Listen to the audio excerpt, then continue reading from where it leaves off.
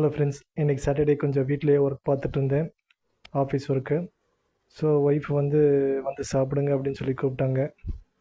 சாப்பாடு என்ன சாப்பாடுன்னு போய் பார்த்தா முருங்கைக்காய் சாம்பார், அப்போல்லாம் செஞ்சு வச்சுருந்தாங்க.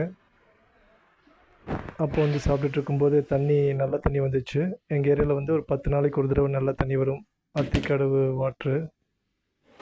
ஸோ ட்ரம்மெல்லாம் திறந்து பார்த்தா ட்ரம்மெல்லாம் அடிவண்டல் ஆயிடுச்சு. கொஞ்சம் தண்ணி இருந்துச்சு. ஸோ ட்ரம்மெல்லாம் க்ளீன் பண்ணிவிட்டு தண்ணி பிடிக்கணும். அதுக்கு முன்னாடி நான் தண்ணி பிடிக்கும்போது ஒரு முக்கியமான விஷயம் பண்ணிப்பேன். என்னென்னா, ஒரு செருப்பு எடுத்து வச்சுப்பேன். எதுக்கு இந்த செருப்பு அப்படிங்கிறத நான் உங்களுக்கு சொல்கிறேன்.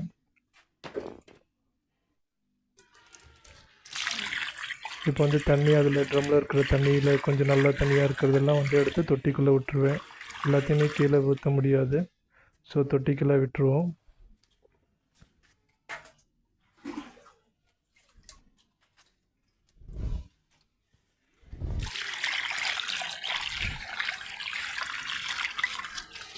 அது போக மீதி இருக்கிற அழுக்கு தண்ணியை நம்ம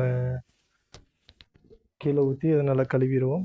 ஸோ இப்போ இந்த செருப்பு எடுத்துக்கணும் முதல்ல ட்ரம்மில் ஊற்றும்போது. ஏன்னா அதில் பார்த்தீங்கன்னா கீழே பூரான் இருக்கும் கண்டிப்பாக. இது மாதிரி நீங்கள் வெளியே வைக்கும்போது சரி, வீட்டுக்குள்ளே இது மாதிரி தண்ணி ட்ரம்மு நீங்கள் வச்சுருந்தாலும் சரி, அது பூரான் உள்ளே கீழே இப்போ இது இருந்துக்கும். ஸோ நீங்கள் எப்போவுமே ட்ரம்மு நவுத்தும்போது இது மாதிரி கையில் தான் ஒன்று வச்சுக்கணும். இந்த ட்ரம்மில் திறந்து பார்க்க இந்த ட்ரம்மில் இல்லை. ஆனால் போன வாரம் பார்த்திங்கன்னா 2 ட்ரம்மு கீழேயுமே பார்த்திங்கன்னா பெரிய பெரிய பூரான் இருந்துச்சு.